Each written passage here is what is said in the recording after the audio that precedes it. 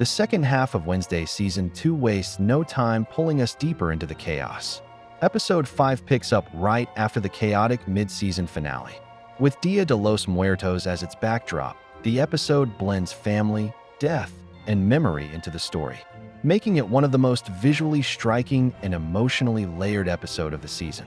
Setting this episode during Dia de los Muertos isn't just about aesthetics. The colors, candles, and shrines complement Wednesday's dark world, but they also symbolize the main idea: the dead are still with us. That's why Principal Weems' return as a spirit guide works so perfectly. She's sarcastic, sharp, and exactly the kind of voice Wednesday needs but ignores.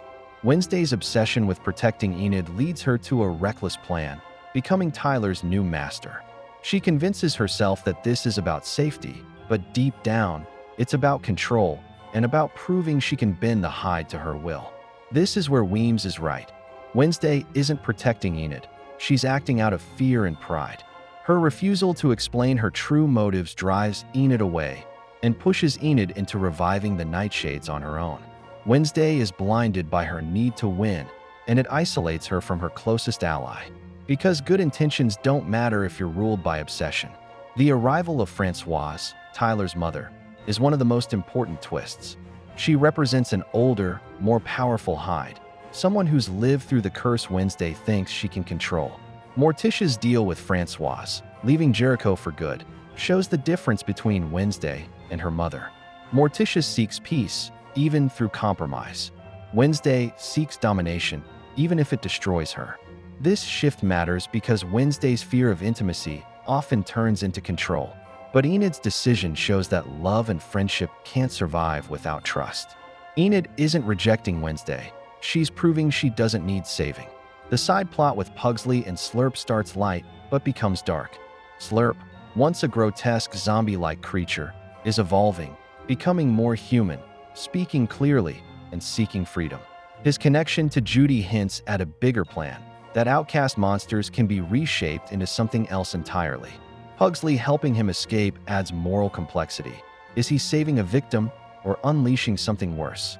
Episode 5 is all about Wednesday crossing a dangerous line.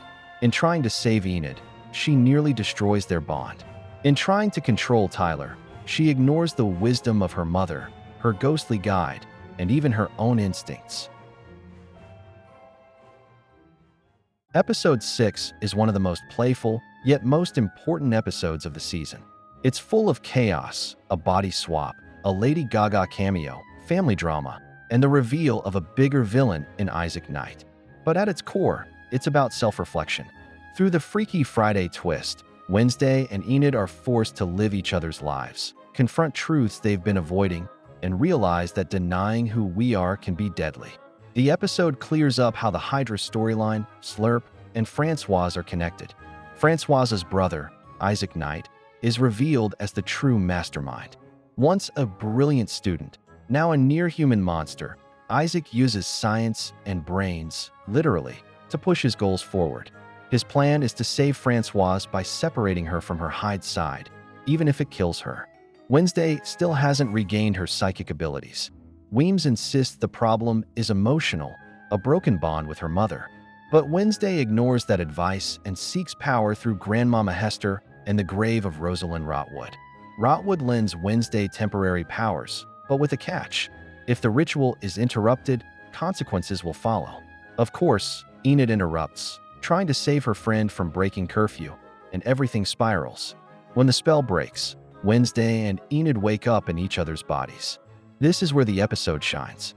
Jenna Ortega plays Enid with bright energy and awkward warmth, while Emma Myers plays Wednesday with deadpan darkness and razor wit.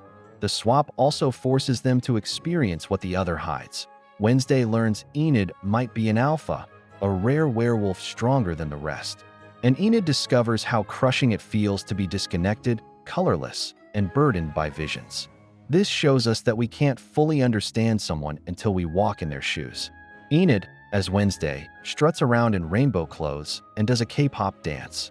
Wednesday, as Enid, breaks up with Bruno after overhearing him cheat in Tagalog. Enid, as Wednesday, awkwardly joins the Addams family dinner while Morticia senses something is off. But beneath the humor, there's tension. If they don't swap back before dawn, Enid's death prophecy will come true. Isaac, Tyler, and Francois regroup at Willow Hill. With Orloff dead and Isaac's machine powered, he prepares to fix his sister. Agnes and Thing catch on, and Agnes secretly calls Wednesday for help. Even in the wrong bodies, Enid and Wednesday step up. Wednesday, still stuck as Enid, wolfs out to fight Tyler. Enid, still in Wednesday's body, helps shut down Isaac's plan. They succeed, but not without cost. Francois survives, but Isaac's machine remains a threat. Back at Rotwood's grave, Wednesday and Enid admit how much they need each other. That honesty resets the spell, putting them back in their own bodies. It also stops Wednesday's premonition of Enid's death from coming true, at least for now. But the final twist changes everything. Weems appears at another grave, split in two, and warns Wednesday that someone in the Addams family must die. Episode 6 is fun, but also tragic. The comedy of the body swap hides the darker truth. Wednesday's family is now under threat, and Isaac has revealed himself as a villain unlike any they've faced before. In the end, Wednesday's greatest lesson is clear. If you don't face your feelings, you risk losing the people you love. After the high-energy chaos of Episode 6, Episode 7 takes a step back. Instead of building on the Isaac, Francois, and Tyler arc, the story shifts focus to Barry Dort, Gideon, and the Morning Song cult. It's a slower, more contained episode centered around the Nevermore gala, but it still carries important pieces of the larger puzzle, especially the looming threat of an Addams family death. The episode begins with a flashback showing Dort's original recruitment of Gideon. Right away, this sets him up as a longtime manipulator, someone who has always pulled strings for his own gain. In the present, we see his real agenda, using Bianca's siren song to trick Hester Frump into leaving behind her fortune. This storyline is about power and exploitation.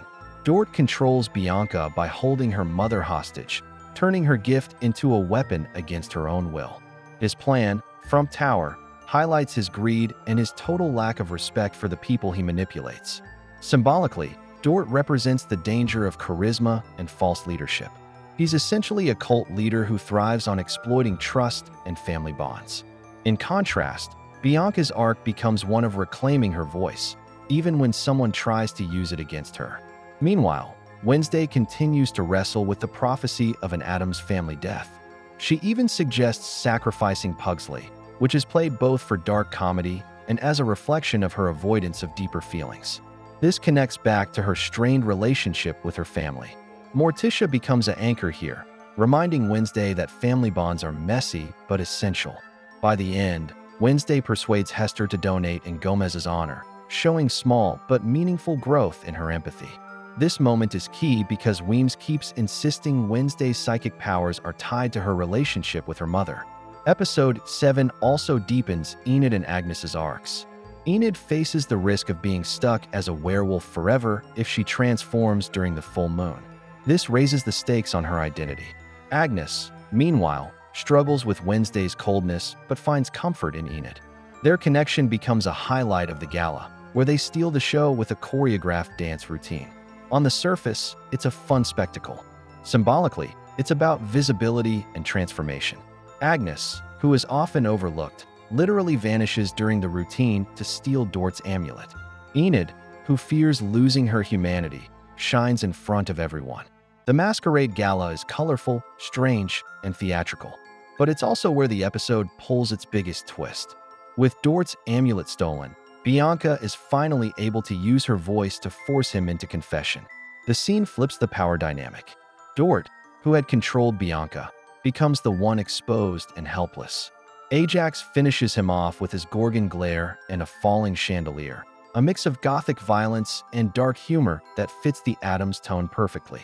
Thematically, Dort's death reinforces that abusers who rely on manipulation will eventually lose their power when the truth is finally revealed.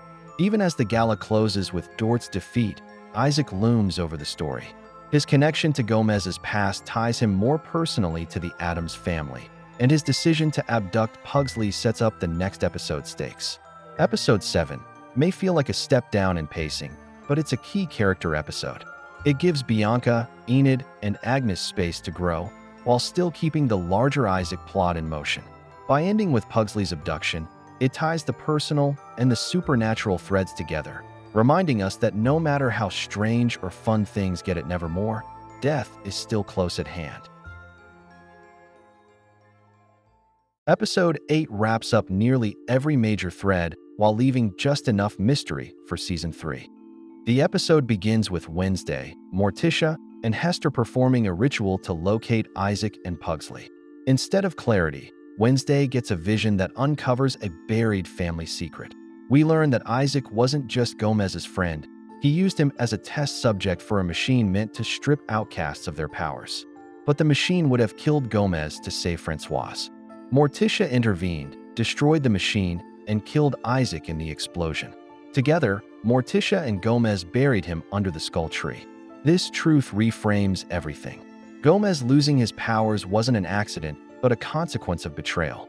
And Isaac's obsession with Pugsley isn't random. He needs another test subject to finish what he started. One of the most surprising reveals comes when Isaac reclaims his severed hand, which is Thing. What we thought of as the Addams' loyal companion is actually Isaac's missing right hand, cut off by Morticia during that same experiment. Symbolically, this twist is huge. Thing has always represented independence and loyalty despite being just a hand. Now we see him as living proof of Isaac's past crimes, and his eventual choice to side with the Addams highlights that family is about who accepts you, not where you come from. Isaac uses his restored hand to bury Wednesday under the skull tree, symbolically forcing her into the same grave he once escaped. Agnes witnesses it but can't help alone, so she brings Enid. This leads to one of the episode's most emotional moments. To save Wednesday, Enid must wolf out during the full moon. As an alpha, that means she won't be able to change back. She chooses to sacrifice her humanity to save her best friend. When Wednesday and Morticia reach Isaac's lab, another truth comes out. Francoise had asked Isaac to free Tyler from his Hyde side instead of her. She condemns herself so Tyler can have a chance at a normal life. But Wednesday frees Tyler, and he transforms, fighting his mother until Francoise willingly falls to her death. It's a heartbreaking moment that underlines the season's larger theme. Parents often sacrifice themselves for their children, but that doesn't guarantee redemption. The Addams family unites, calling on Thing to fight alongside them. Thing's loyalty tips the balance, and he rips out Isaac's clockwork heart. The lab explodes, but the family survives, breaking the prophecy of an Addams death. The theme here is unity. Isaac represents betrayal and obsession, while the Addams family survives because of loyalty and acceptance, even from someone like Thing, who technically wasn't theirs to begin with. Even though Isaac is gone, the closing scenes open new doors. Miss Capri offers Tyler refuge with Hydes, hinting at a bigger network of hidden outcasts. Morticia and Wednesday repaired their bond, allowing Weems to step aside. And the biggest cliffhanger comes from Ophelia's vision. She's imprisoned beneath Hester's manor, writing "Wednesday must die" on her cell wall. This turns her from ancestor and guide into a looming threat for Season 3. Episode 8 delivers on every level: revelations, sacrifices, and emotional payoffs, while also planting seeds for the next season. By the end, Wednesday is left with more power, more responsibility, and more danger than ever before. The season closes not on certainty, but on a warning. If Ophelia herself has turned against Wednesday, then Season 3 will pit her not just against enemies, but against her own family's legacy. Make sure to like and subscribe if you enjoyed this video, and I will see you in the next one.